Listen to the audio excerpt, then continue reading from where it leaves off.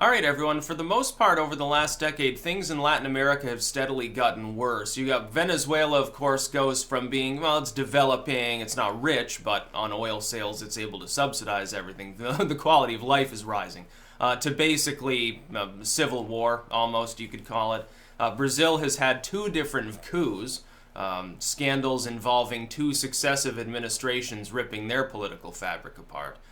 You have problems in Peru now, actually. I believe that their ex-president has been barred from leaving the country because they're investigating corruption scandals there. But there is one country in all of Latin America that's actually appears to be doing very well. And even, it's not Chile. Chile has gone socialist now, so it's not long before they begin to have significant problems. Now, it's actually Colombia. Now, for a while, Colombia was known as like, oh, that's that place where there are lots of like drug lords roaming around. There's a lot of systemic problems, a lot of poverty. Things appear to be improving there in the wake of the government's agreement with the FARC rebels. I think I should just call it FARC rebels or something. I'm not sure. In the wake of that, things have been improving a bit, but now they've formalized the land rights of several million people. Apparently, one of the main problems that was holding back progress the whole time is essentially people were sold land, but it was never officiated. It wasn't legally binding. And so people were, able to be harassed regularly because they're farming land, they've built things, their house is there, their crops are there, their income comes from it, but they don't actually own the land, nor do they technically rent it. A little bit of a problem now. Those individuals, 2.5 million rural farmers, actually have their little farming plots, which is great for stability within your culture when people have a tangible grasp on where they live when they actually officially own it. All Colombia needs now is an expansive constitutionalist system, and I think they would quickly rise up and become dominant within Latin America. I think they'd become more powerful than Brazil.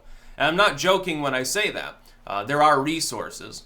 It's obviously good land for farming. You've got a lot of Amazonian territory maybe to manage, and hopefully not deforest, Brazil style. southern edge of the Amazon rainforest doesn't really exist anymore. Part of the Venezuelan chunk of the Amazon rainforest is gone too. You've got problems there, although you do have reforestation in some areas now. I believe some of that farming, though, does take place in what technically should be tropical jungle. So while you have cultural problems there, it's beginning to look like the seed of stability has been sown now in the nation of Colombia. Hopefully, other Latin American states follow. Look, it isn't that difficult to actually create a stable nation, but you do have to have respect for property rights. You do have to have respect for the liberty of people. What we've seen is that regardless of resources or anything else, regardless of investment, what's actually there, countries destabilize if you don't have some element of personal freedom within that country. The more generally, the better. It's actually a lack of freedom that causes instability, usually. Because one group, they'll look around and they'll think that they're abused, then there's a revolution. What they end up instituting essentially is more levels of regulation or less freedom for whoever they thought was abusing them. The other side eventually counter revolutions, and you get a death spiral until essentially you've got military rule. That's the only way it can be maintained, like in Egypt. Essentially, the only thing that holds the society together, because you don't have any particular level of liberty within the culture, the only thing that holds it together is the threat of violence from the military. That's what prevented the Muslim Brotherhood from converting the country into a theocracy. In the nation of Turkey, the element of the military there is the only thing that prevents Erdogan from doing literally whatever he wants. Of course, he's bypassing that by purging all the generals. In a society where you have some degree of freedom, that's not quite so much a problem.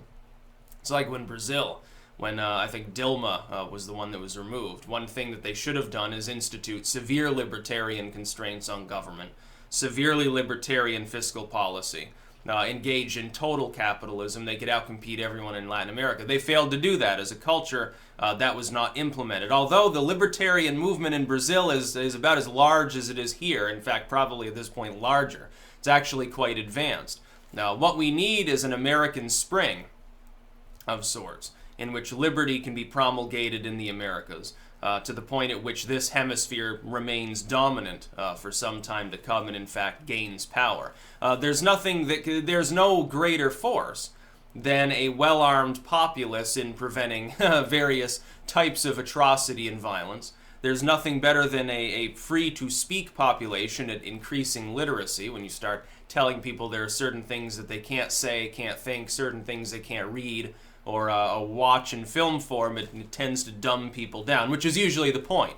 You know, restrictions on free speech are never benevolent. They're always presented that way. Oh, we're just taking care of this violent group of extremists over here. Don't mind us when we muzzle them. Well, it's not just as we see online by U.S. firms only. Bunty King just gets banned. He's not an extremist. He literally goes out of his way to be as centrist as possible, and he's just like, hey, I don't support censorship, and now he's one of the people getting censored. That's by design. That's what happens. So Colombia is doing well. If they go further, they can do even better. It's not a case of, oh, well, little medicine's good. More medicine will actually kill you. Not with liberty. What you get is anarchy when you have too much authority, actually, because people seek to exonerate themselves from it. And you get mob rule. You actually get anarchism, where you get a strongman mob and everyone else just trying to avoid him. You get a Somalia situation.